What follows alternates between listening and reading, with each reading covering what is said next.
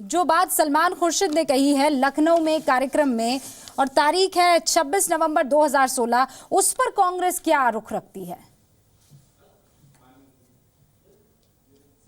देखिए, कपिल सिब्बल जी बिना जानकारी के नहीं बोलते हैं।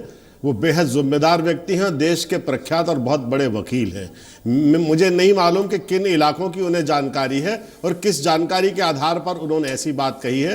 ये प्रश्न आप अगर उनसे पूछेंगी तो ज्यादा उचित होगा। मैं केवल ये कहना चाहता हूं कि मैं जिन इलाकों का प्रतिनिधित्व करता हूं वो ग्रामीण स्तर। कपिल सिब्बल ने ये बात कही थी। हाँ सर, मुझे ये बताइए, आप ये कह रहे हैं कि वो जो कह रहे हैं पूरी जिम्मेदारी से कह रहे हैं, और असदुद्दीन ओवैसी जो कह रहे हैं वो गैर जिम्मेदार हैं। दोनों बात तो एक ही कह रहे हैं सर कि मुसलमानों के साथ भेदभाव हुआ है डिमोनेटाइजेशन में। आप तो बिल्कुल ठीक बात कह रही हैं कि असदुद्दीन ओवैसी बहुत गैर जिम्मेदार इस देश के आदमी हैं और एक संस्थाबद्ध सांप्रदायिकता को जन्म देते हैं इस देश में। और बीजेपी को वो सुविधाजनक है क्योंकि बीजेपी पूरे देश में वह बात उसके लिए सुविधाजनक है जिससे डिस्ट्रीब्यूशन ऑफ वोट्स का एडवांटेज बीजेपी को मिले। इसलिए उत्तर प्रदेश के अलावा सभी राज्यों में वो बीएसपी को प्रमोट करती है, ओबीसी को प्रमोट करती है, गौड़वाना गणतंत्र पार्टी को प्रमोट करती है, उस हर पार्टी को प्रमोट करती है बीजेपी, जिसके कारण डिस्ट्रीब्यूशन ऑफ वोट्स का एडवांटेज बीजेपी को जिम्मेदारी से कह रहे हैं।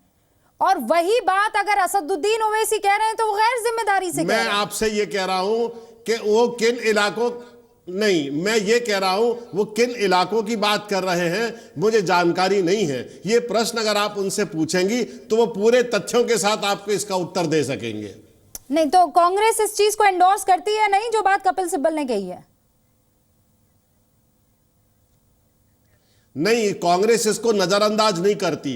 कांग्रेस पार्टी का यह कहना है कि वो किन इलाकों की बात कर रही है, आप उनसे प्रश्न पूछेंगे तो वो पूरी जानकारी आपको उपलब्ध करा देंगे। सर, बदले बदले सुर अभी आपके नजर आ रहे हैं, और ये सुर किसी और ने नहीं, आपके ही सीनियर कपिल सिब्बल साहब ने बिगाड़ दिए आपके, वरना शुरुआत तो आपकी बिल्कुल अलग हो गई थी।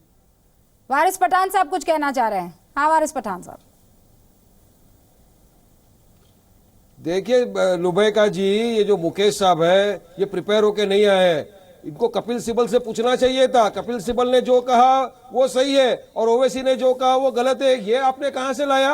अरे ओवैसी जी ने तो पूरा हवाले देते हुए कहा, इंपेरिकल डेटा के साथ कहा। मुकेश जी तैयार हो क्या? ये मेरा एक सवाल बीजेपी के जो स्पोक्स पर्सन है संबित पात्रा जी से है, मैं उनसे पूछना चाहता हूं लुबैका जी कि आपने कहा, आप तो वरिष्ठ स्पोक्स पर्सन हो, आपने कहा कि अब इसको कैशलेस सोसाइटी बनाना चाहते हैं, कैशलेस इकोनॉमी बनाना चाहते हैं, मगर रिजर्व बैंक तो रोज लाखों की संख्या में नोट छाप ही रहा है। सिब्बल जी, किस तरह से कैशलेस इकोनॉमी बनेगा?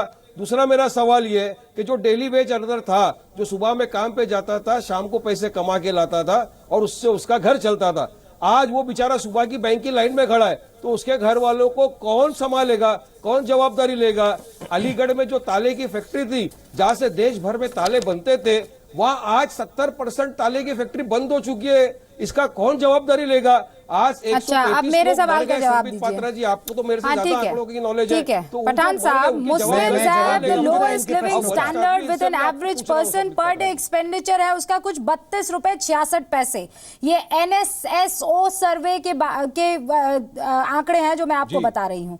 आपने क्या गजब का काम कर लिया कि आज वो लोग और जो वो जनधन खाते खोले जा रहे थे, तब आप लोग कहाँ थे? तब आपने मुसलमानों को आगे क्यों नहीं किया? तब उनके जनधन खाते क्यों नहीं खुलवाए आपने? आप इंतजार कर रहे थे आज की तारीख का। अच्छा, अभी आता हूं।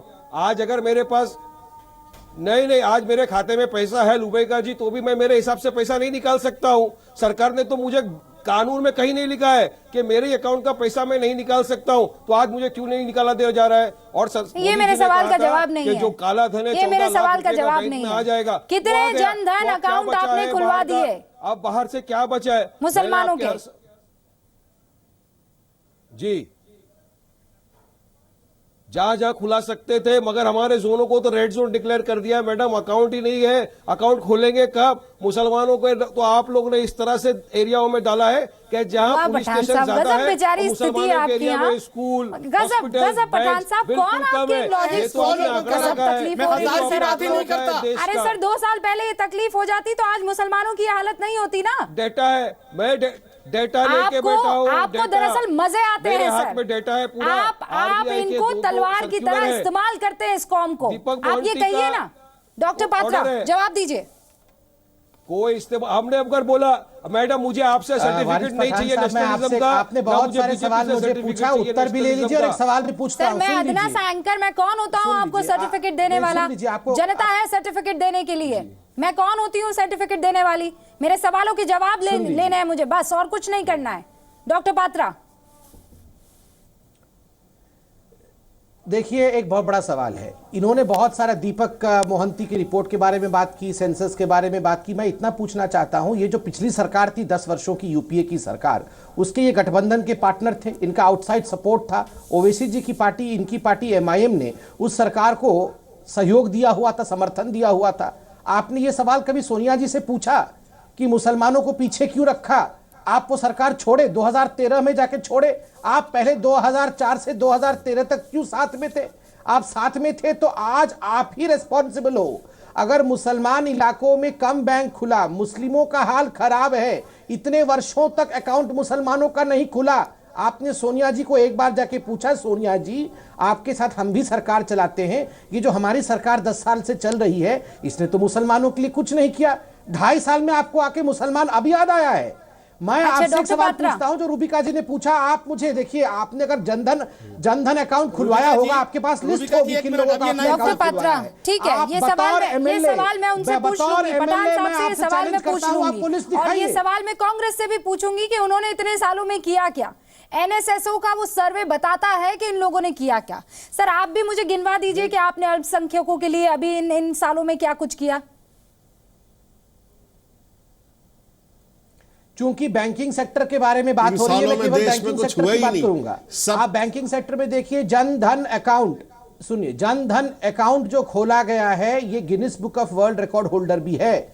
25 करोड़ अकाउंट खोले गए और इसमें हिंदू और मुसलमान, आपका नाम अहमद हो सकता है या आपका नाम राम हो सकता है, ये नाम देख के अकाउंट नहीं खोला गया है। मुसलमानों का भी अकाउंट खोला गया, सिखों का भी खोला गया, जैनियों का भी खोला गया है। तो कृपया करके इसको हिंदू मुसलमान अकाउंट्स में मत बांटिए। हमने वो रिकॉर्ड कायम किया, रिकॉर्ड टाइम में 2.5 वर्षों से भी कम समय में हमने विश्व के सबसे ज्यादा अकाउंट खोले। आप जान के आश्चर्य होंगे रूबिका जी, 65% of Indians formal banking system से, औपचारिक बैंकिंग प्रणाली से बाहर थे। हम उनको अंदर लेके गए हैं, इंक्लूसिव बैंकिंग हमने दिया है। तो नहीं स्वाभाविक सर, रूप से ये उल्टा तो ही हमसे आपने सवाल पूछ सब रहे हैं। ये जो तो कि बैंकिंग सबके सेक्टर- साथ एक जैसा किया ना। मैं ये कह रही हूँ, ये तमाम लोग जो आज आपके ऊपर उंगली उठा रहे हैं वो ये सवाल पूछ रहे हैं कि अल्पसंख्यकों के लिए पर से आपने क्या किया है।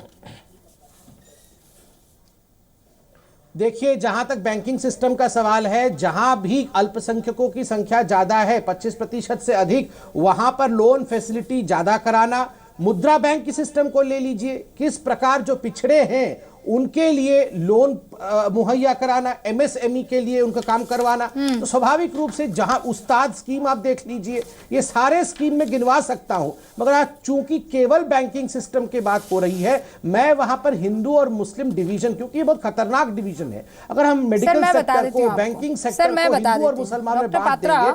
मेरे पास कुछ आंकड़े मैं बता देती हूँ। मोदी सरकार जो है उसने अल्पसंख्यकों का लोन डबल कर दिया है। मौजूदा जो सरकार है उसने एनएमडीएफसी का जो बजट है वो 1500 करोड़ से 3000 करोड़ रुपए कर दिया है। एनएमडीएफसी का नाम अल्पसंख्यकों के पिछड़े वर्गों को रियायती दर पर लोन देना होता है। राष्ट्रीय अल्पसंख्यक विकास और वित्त निगम यानी एनएमडीएफसी का जो बजट है वो सरकार ने दोगुना कर दिया है। 2013-14 में लोन मिला करता था अल्पसंख्यकों को 202 करोड़, 2015 और 16 में मिल रहा है 310 करोड़ रुपए।